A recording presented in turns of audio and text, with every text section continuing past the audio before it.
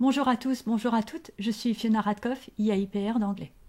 Je voulais faire une courte vidéo sur le dossier personnel de l'élève, parce qu'on n'a pas énormément de choses dessus sur le plan national, mais je souhaitais aborder avec vous ce qui peut être dedans.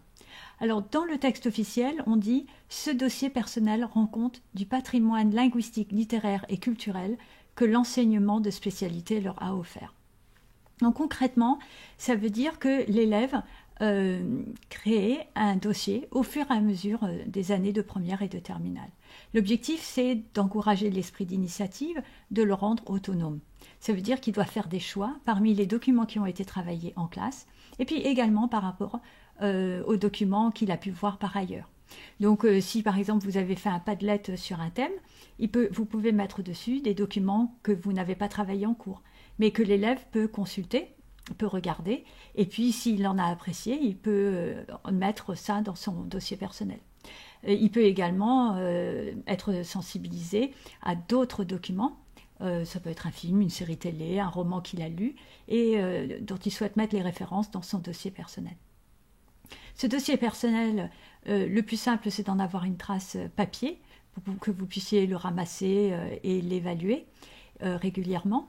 Et puis, il peut en avoir également une version informatique pour pouvoir mettre des extraits de films, des chansons, voilà, des choses qui l'ont particulièrement intéressé.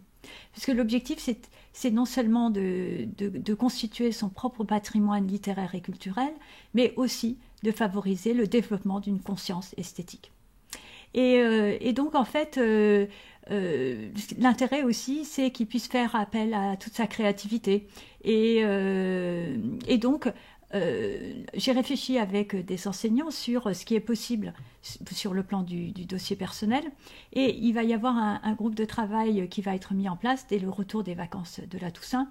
2 demi-journées vont être travaillées dessus avec des professeurs d'anglais. Et je ferai une courte vidéo supplémentaire, on va réfléchir notamment aux critères d'évaluation, mais déjà on peut se dire qu'un temps de pause à la fin de chaque séquence pour que l'élève puisse noter dans son dossier personnel le titre de la séquence, les documents qui l'ont particulièrement intéressé dans la séquence, quel est le lien avec le thème de la séquence et quelle est la raison pour laquelle il a choisi ce document. Donc il peut y avoir dans un premier temps les documents qui ont été vus dans la séquence et puis ensuite des documents qui n'ont pas été vus dans la séquence. Donc vraiment qui sont en lien avec ses choix personnels. Donc ça peut entrer en ligne de compte. Et puis également une justification de pourquoi il a choisi ces documents-là, une présentation des documents et puis pourquoi il les a aimés. Donc sur le plan de l'évaluation, en fait, on peut imaginer très bien d'abord une évaluation de la présentation, le fait que ce soit propre, bien tenu, clair, également la qualité de l'anglais, ce qui paraît logique, et puis la justification de ses choix, la pertinence en lien avec la séquence à chaque fois.